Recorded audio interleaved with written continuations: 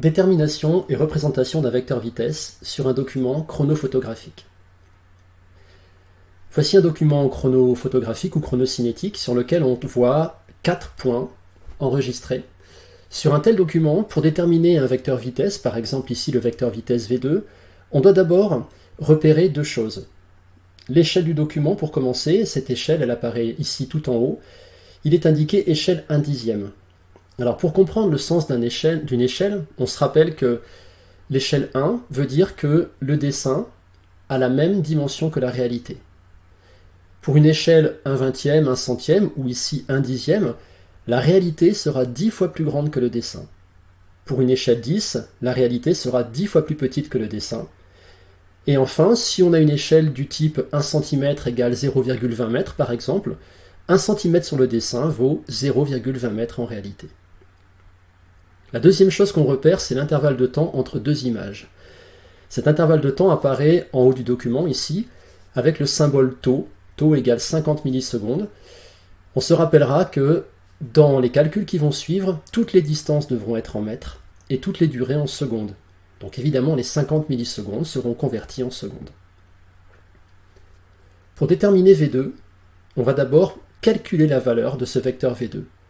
Et comme on ne peut pas calculer la vitesse instantanée, ce calcul se fait seulement avec les lois horaires, on doit calculer la vitesse moyenne entre les deux points M2 et M3. On mesure donc la longueur M2, M3 sur le document. Ici, on trouve M2, M3 égale à 3,1 cm sur le document. Donc, avec l'échelle, en réel, M2, M3 est égal à 3,1 x 10, puisque c'est une échelle au dixième. On trouve 31 cm. Immédiatement, on convertit cette longueur en mètres. Ça fait 0,31 mètres. Ensuite, on calcule la valeur de V2. La valeur de V2 est écrite dans la suite sans flèche. V2 est égal à M2, M3 divisé par tau, c'est-à-dire 0,31 mètres, divisé par 0,050 secondes. On trouve ici 6,2 mètres par seconde. Ensuite, on peut représenter V2 sur l'enregistrement en choisissant une échelle.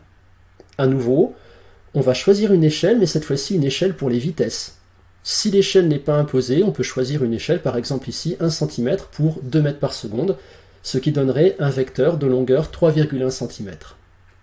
On représente alors V2 en se rappelant que son origine est au point M2, que sa direction en principe est la tangente à la trajectoire en M2, de façon plus pratique ce sera la parallèle à M2, M3.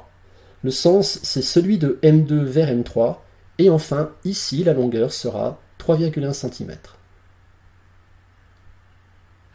Voilà, c'est fini. Je vous propose d'aller voir maintenant la détermination et la représentation d'un vecteur accélération sur un document chronophotographique.